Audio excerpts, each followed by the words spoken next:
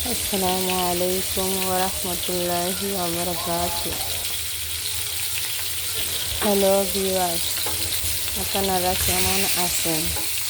আশা করি আপনারা আল্লাহর রহমতে ভালো আছেন। আমিও ভালো আছি। বেশি কথা বাড়াবো না। আমি আমার নিউ ফ্যামিলি ব্লগ থেকে আপনাদের জন্য একটি রেসিপি নিয়ে এসেছি, দেখতে থাকুন।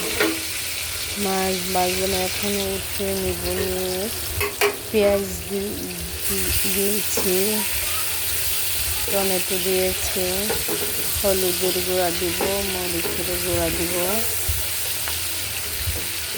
ধনিয়ার গুঁড়া দিব, একটু আদা দিব, একটু অল্প পরিমাণ রসুন দিব। এখন দিয়ে পেঁয়াজটাকে অনেক ভাজবো। ভেজে এখন নাড়াচাড়া দিব, দিয়ে যখন তেল উপরে উঠে আসবে তখন থেকে দিয়ে দিব। ভালো করে নাড়াচাড়া দিয়ে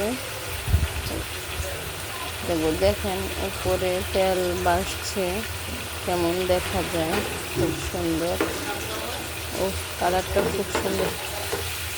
এখন মাছ দিয়ে নাড়াচাড়া করব, সুন্দর করে ঢেকে দিব।